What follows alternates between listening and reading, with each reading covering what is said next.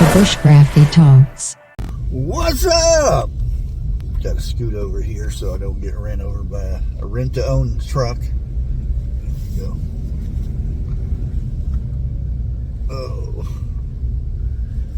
And a black cat just ran in front of me.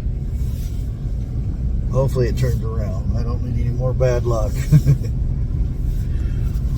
Man, it is cold out here. I thought I'd let this old truck warm up enough to get the heat going, but guess not. Oh man. Oh. Well, I hope everybody is having a splendid old day.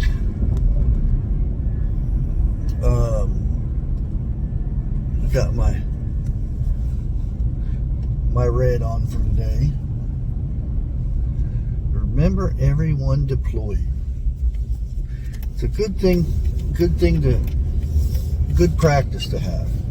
And if you don't support our troops or whatnot, we wear a red shirt for heart disease. Red shirts are worn on Friday for that also, so that's a good thing. My phone's a little crooked here.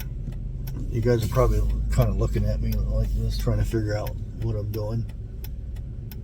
Are you kidding me? Here comes that rent-to-own truck again. I'm going to pull out in front of him this time.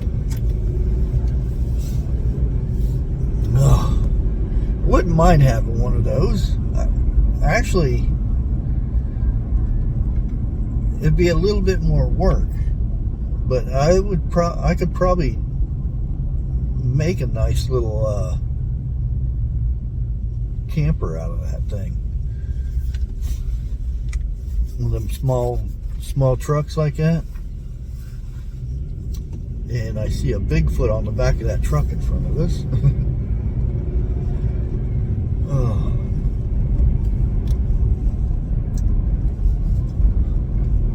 Well, today I have, again, I don't have anything planned for whenever I come in here and I'm headed somewhere.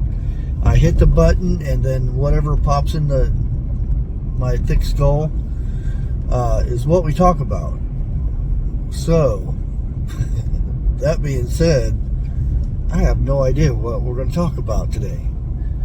All I know is it's cold. And I've probably told this story before. And when it gets really cold, it always brings me back to when, and it's really not that cold. It's only 28 degrees out right now. But like I said, when I get so cold that I can feel it in my bones, it reminds me of the time that me and my dad were hitchhiking. This is winter time, and we made it to Shreveport, Louisiana, and there was a state fair, Louisiana State Fair at the time, and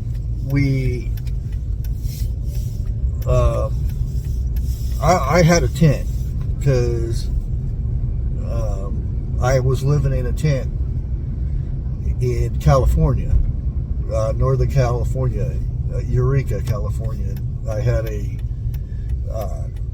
we stayed at a flea market, and I had my own setup and everything, and I was making good money, but that's beside the point. We left there, and we were headed to Florida, but we stopped off at, we were hitchhiking, and we stopped off at Shreveport, and I still had the tent. Only problem is we didn't have no blankets, no sleeping bags, nothing like that. So we laid on the ground inside the tent and didn't get a lick of sleep the whole dang time, just waiting for that sun to come up. And I was so cold, so cold. sleeping in that tent,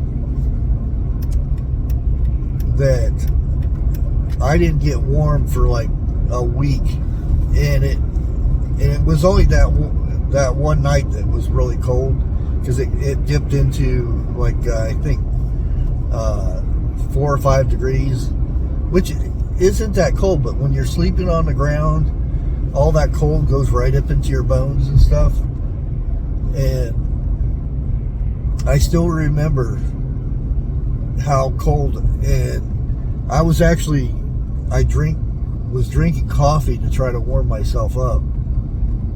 And as a kid, most kids don't like coffee unless it's a fancy things that they sell nowadays, the pinkity deekity or wackity wickety or whatever the heck they call them things now. But like I said, whenever it gets cold, I feel that same feeling sometimes in my bones about that coldness. And this has been said to, like, I'm not trying to compare myself to soldiers in World War II, but Bastogne, when they were held up in Bastogne in trenches and whatnot during the wintertime, it got wicked cold. I mean, below 0 cold. And they say to this day, if they feel a cold breeze or something, it brings them back to that time, right? And it hurts their bones.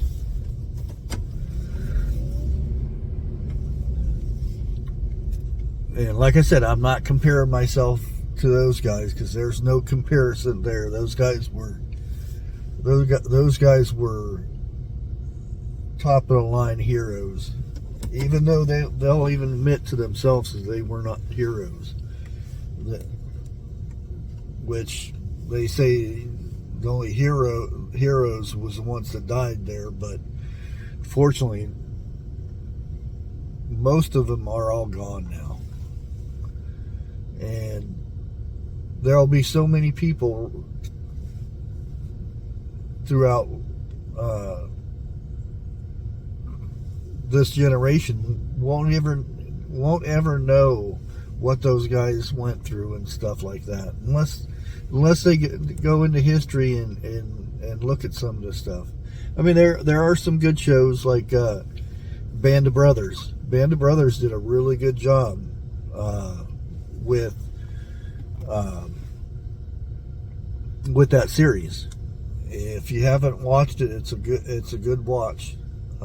It just shows just one company, what they went through, and there was thousands of different men and stuff in the World War II that went through tons of different things. There's Pacific.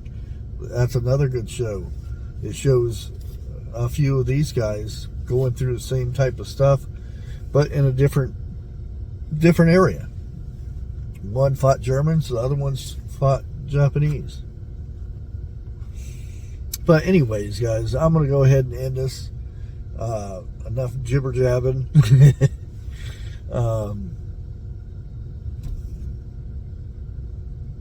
Never give up, and God bless.